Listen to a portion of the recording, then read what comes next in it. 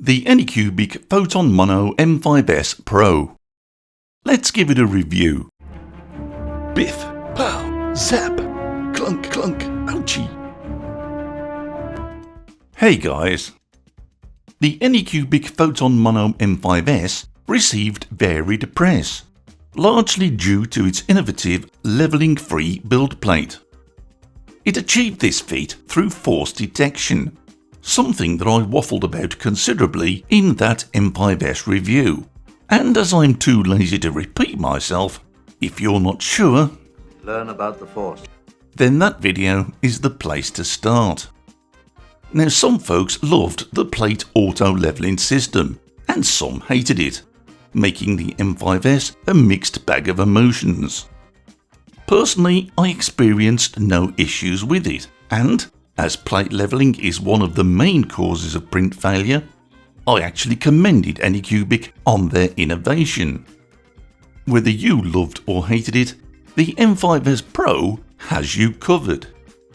It continues to use force technology to make auto adjustments for perfect leveling, and apparently arrives out of the box ready to go, with no need to make alterations. However, as I'm a born cynic, and noting the 4-point adjustment screws on the build plate, something clearly missing on the earlier model, I manually aligned mine anyway. And once again, I experienced no leveling issues. Based purely on the limited experience of the two models I've seen, I really believe that Anycubic have got this plate leveling sorted. The resin tank continues to be metallic, with the Pro being slightly larger, holding an extra 250ml of resin. It continues to be fitted with an ACF liner to aid speed printing, though, as I made clear in my M5s review, that's not necessarily something to write home about. It requires special resin and reduced detail through increased layer height to achieve this. So yes, it works, but personally, anything that sacrifices detail for speed is not ideal for me. Other than that, it's largely the same printer. Same sturdy dual linear rails, same big knobbed Z-arm, same menu screen and user interface, same positioning of the USB port. It also maintains some force features, which I'll cover more in a moment. But it does have one thing that we've all been asking for. Yes, finally, it's a heater. Oh bliss, oh joy, finally a printer with a heater. Okay, this isn't all that new. We've seen heating for quite a while now on the Uniformation GK2, the Peopoly Phenom Forge, or for those real force-loving Kickstarter backers, the Athena. But for some reason, the big names like Anycubic, VOGMANS and Frozen have been very slow to follow along. So hopefully this is the start of a new chapter for Anycubic, and the heater itself is a nice looking unit. Tall and relatively slim, it doubles as an air filter with this carbon block, and raises the internal temperature of the enclosure to a maximum of 40 degrees Celsius. And I'm delighted to tell you it really does work. However, it's not all ideal. The heater is a standalone unit. Not only does it have a separate power supply, it does not integrate with the user interface in any real way. Now, the Uniformation GK2, for instance, is a fully automatic system. You set the temperature via the UI, and the print does not begin until the resin reaches the ideal temperature. Simple and seamless.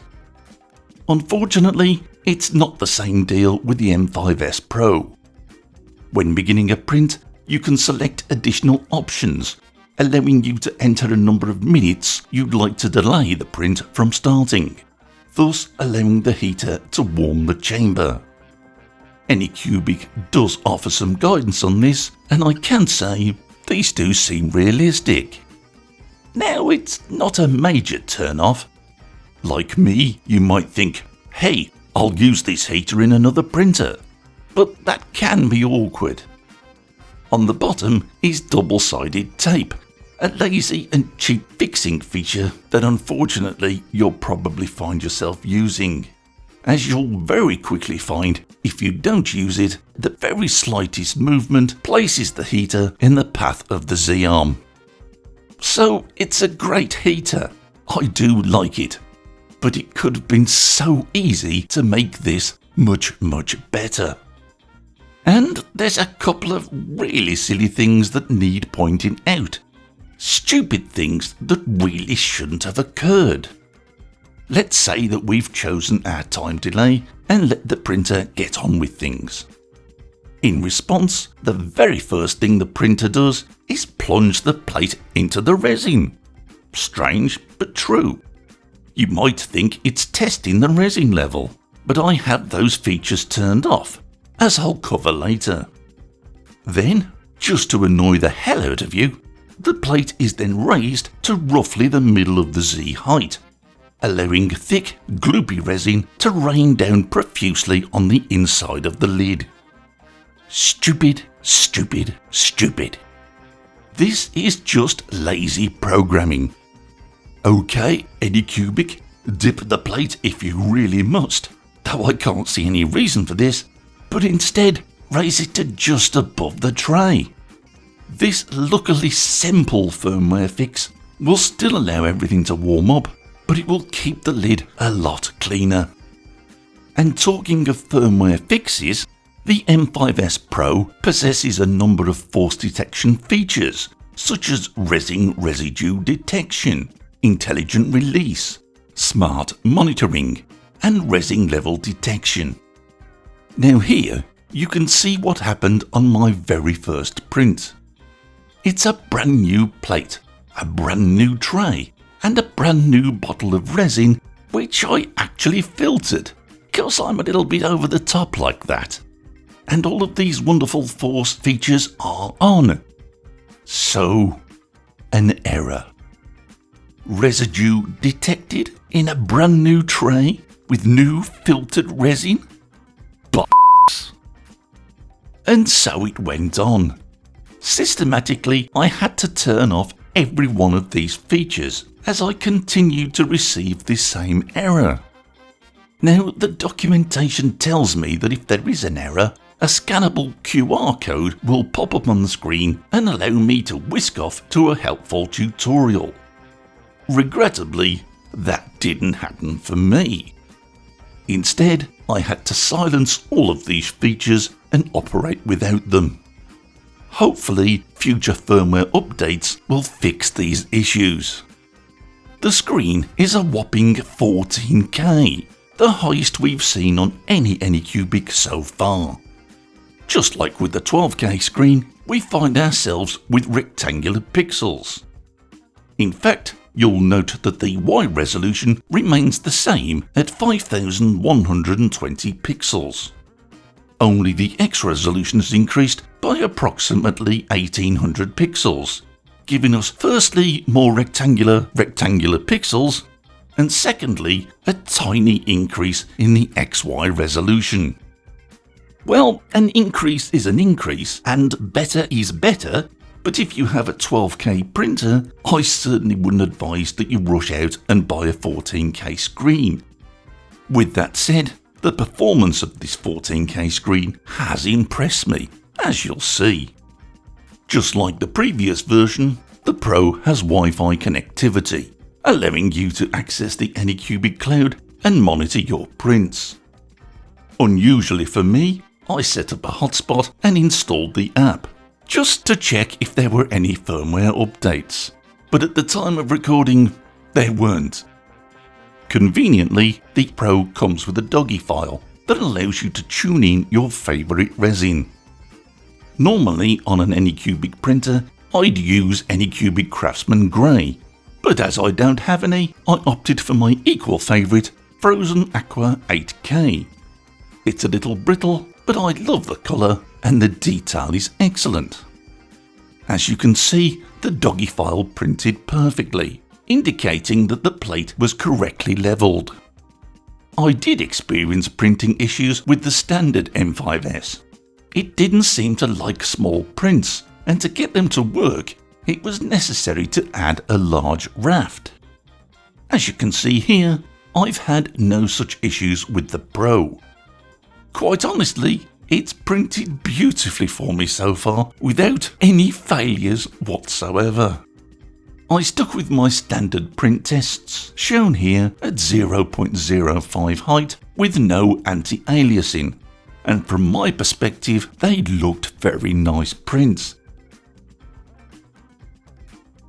I repeated the exercise with the same height and full anti-aliasing.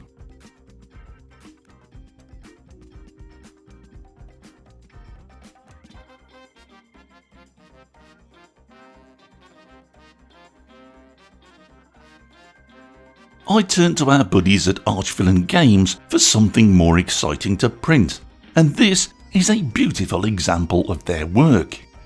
I'm a little disappointed, if I'm honest, as they've clearly copied my orc design, but I'll let it go. It still needs a little cleaning up, but I think it's an excellent print. Almost as good as my orc. So, what do I think of the Anycubic Photon Mono M5s Pro?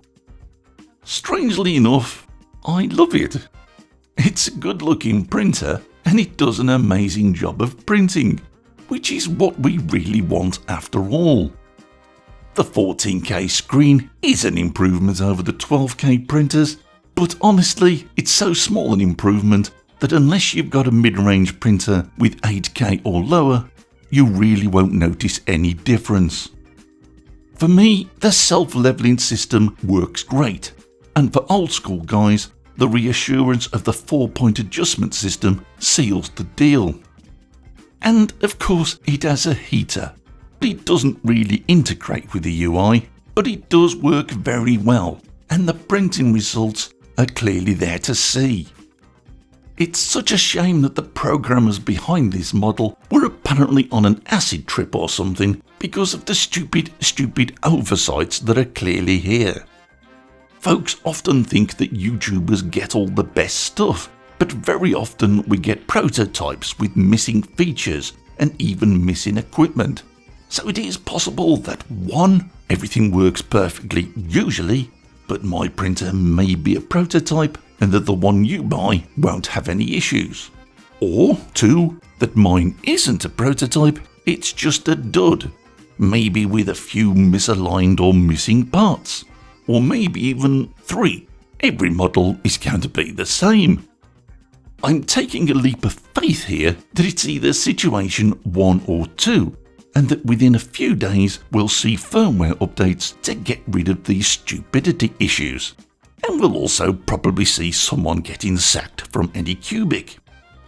I haven't been able to demonstrate resin residue detection, intelligent release, smart monitoring, resin level detection, etc., as I had to turn off most of these features just to get it to print. Maybe other reviewers have actually been able to experience these features more fully, but even without these features, I like this printer.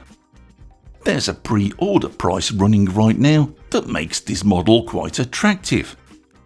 It's still an excellent mid-ranger with a high print quality spec and a heater, just what we've been asking for. And if firmware updates fix these stupidities, well, that's just icing on the cake. And that's it for this review, guys. I hope you've enjoyed this one. Take care, and thanks for watching.